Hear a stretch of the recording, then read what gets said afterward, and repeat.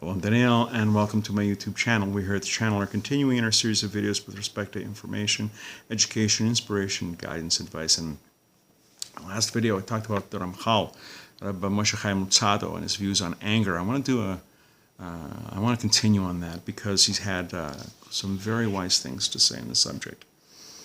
And some people say that they're not angry, they're not shouting, they're not doing anything violent. But when a person talks with a tight voice, or his muscles are rigid and he becomes irritated with someone, is that anger? Is that considered being angry?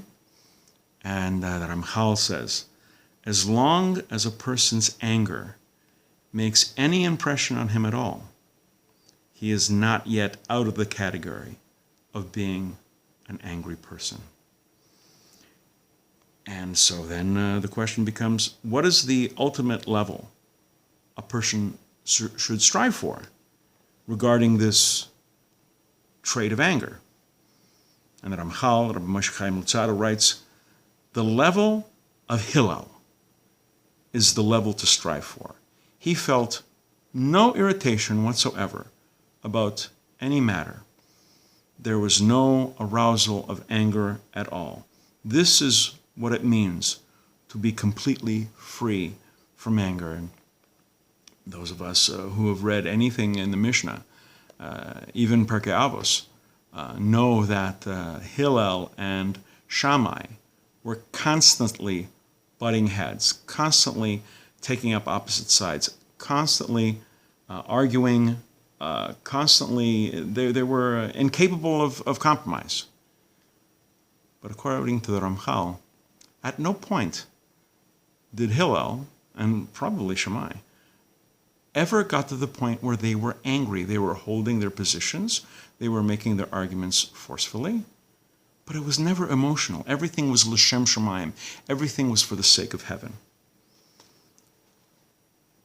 Fine, great, mazel tov. You're a tzaddik, but are there any occasions where anger would be appropriate? We remember the story of the Kleisenberger Rebbe and young Meshulam.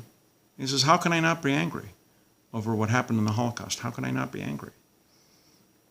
The Ramchal says, at times, a parent or teacher will need to express anger to his child or student. The goal should be entirely for the purpose of training him to follow the proper path.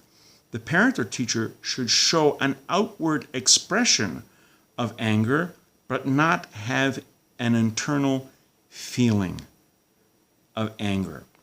Showing an outward expression of anger without feeling inner anger means that you have total control over your words and your actions.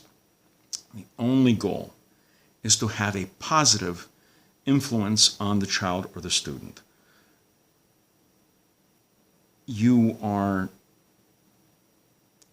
after trying more positive approaches, speaking calmly, you make a rational decision to raise your voice, perhaps, as if you were angry. Someone who has a tendency to get angry should not utilize this principle as an excuse to make his bad temper seem justified. If you are in doubt, ask someone who knows you well to give you honest feedback. This is Rabbi Zelig Pliskin commenting on the Ramchal's comment. The key here is that in a situation where you're reprimanding someone, a student, a child, whatever, you're not angry. You are giving the appearance of being upset without actually being upset, because as long as you're not actually upset, you're in control. And this is a lesson for the person. You want to impress upon the person a severity. If a toddler has a butter knife and is trying to stick it into an electrical outlet, no amount of calm reason and explanation will work, because they don't understand what electricity is. They don't understand electrocution. They understand that mom is yelling not to do that. It frightens them. and it catches their attention. There are times when you need the outward expression of anger. You should never rebuke in anger because, like the Ramchal said before, anger causes blindness. When you're actually angry, when you're actually enraged, you stop seeing clearly. If you stop seeing clearly, you can't teach. We're going to be doing more videos along these lines. Please come back. Please watch. Please learn. And until next time, I'm Daniel, and thank you too much.